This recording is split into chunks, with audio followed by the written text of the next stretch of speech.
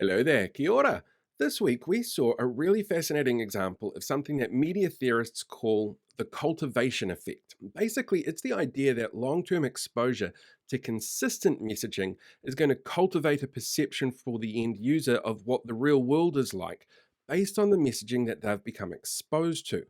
And the example that we saw was actually around youth crime and justice rates. You see, there was a story that came out in the Herald a couple of days ago that looked at the latest data on youth crime stats, showing that there's been consistent dropping in levels since 2017. Slight uptick after the pandemic, that's kind of understandable, but generally speaking, the curve has been going down in both the amount of crime and the amount of convictions for that crime. So it actually flies in the face of a lot of how people feel. And the reason that people feel that way is, well, they must have got the message from somewhere that crime for young people was really, really out of control. No idea where that could be. That's right, our media and our right wing politicians have been cultivating this message that youth crime is out of control. It is part of the reason why National and ACT have policies specifically to lock up young people when they do crimes and things like, I don't know, boot camps that don't work and ankle bracelets for them. Hmm. But the crime rate itself was nowhere near as out of control as people felt that it was. You see, the theory of cultivation is basically saying that these people have been so exposed to media so consistently over such a long period of time that their belief on what's happening out there has been skewed. The idea of this has been around since the 70s, and it initially looked at violence in television and how it made people more concerned about violence in the real world, and how television, well, it kind of homogenizes characters, so it makes it much more accessible for people across the board to go, I kind of relate to this. Oh, and this person is scared of what's going on out there.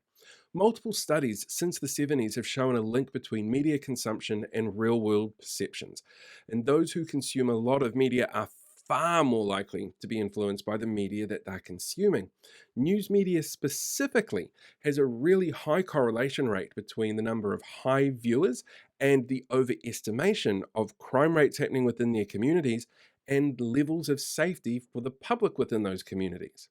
There are other attitudes as well that can be influenced this way. Looking at things like an individual's outlook on race or gender, ethnicity, their attitude to sex, their opinion of the rainbow community, and which way they lean politically. So, initial research into this was all on television, but they've started doing work as well on social media because that's new media and that's a large way that people consume a lot of information at the moment.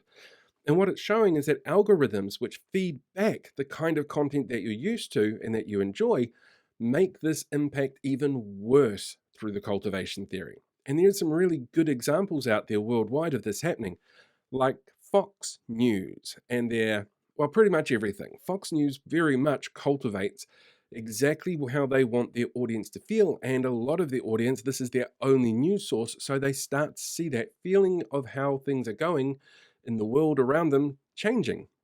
And we've seen where that can lead to. That can be incredibly problematic. And it's a really tough one to be able to counter because it's based on how people feel. But if you're aware of this, try and edit your diet a little bit of the media that you're consuming. Shake it up a bit so it's not all one type of media and one source of information. That way, you start to see things a little bit more evenly from a bunch of different perspectives, which over the long term, because this is a long term thing, should hopefully help you start to see the world as it actually is, not as the big scary politicians want you to believe that it is.